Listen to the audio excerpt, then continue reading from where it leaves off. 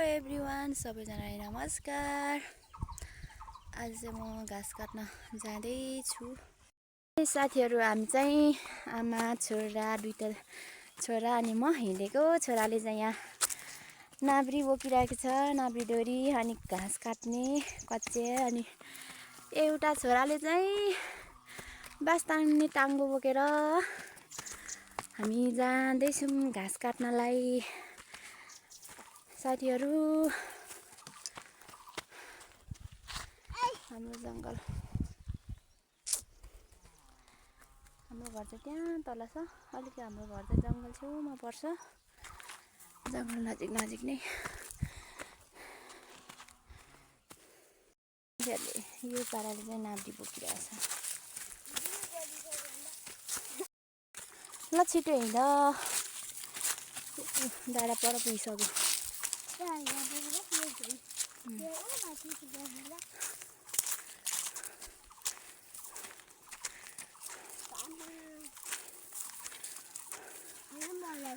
है साथीहरू, ऐँसेलु पनि फल्ने सिजन भयो, भर्खर फुल्नलाई सुरु हुँदैछ। अब 1 महिनापछि चाहिँ मजाले पाक्छ कि। हजुर, अब चैतामा पाक्छ। कति धेरै पाक्छ है यतातिर।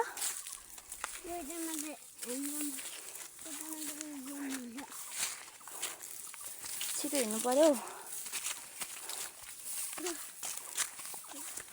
मेरो छोरा भने पनि, साथी भने पनि, के भन्छ, यिनीहरू दुईजना चाहिँ मेरो हेल्परहरू पनि हो। सबै कामहरू सघाउँछ।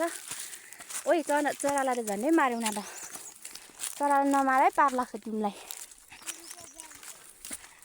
बिचरा चराहरूको पनि घर हुन्छ नि, मार्नु हुँदैन। उनीहरूको बच्चा हुन्छ। अनि कति मजाले पर हिँडेको छ, मार्न हुँदैन।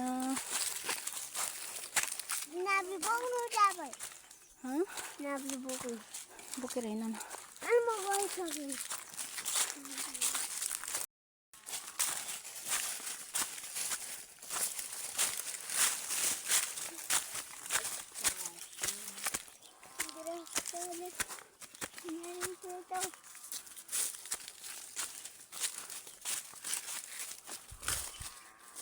ल साथीहरू, हाम्रोतिर चाहिँ गुराँस पनि फुल्न थालेको छ।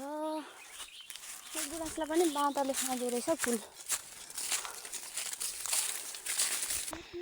ल है साथीहरू, हामी चाहिँ बल्ल घाँस काट्ने ठाउँमा आइपुग्यो। हामी चाहिँ यो बाँस काट्नुपर्ने र आएको। गल्यो यता हेर दाजु, नमस्कार गरिदेऊ। नमस्कार।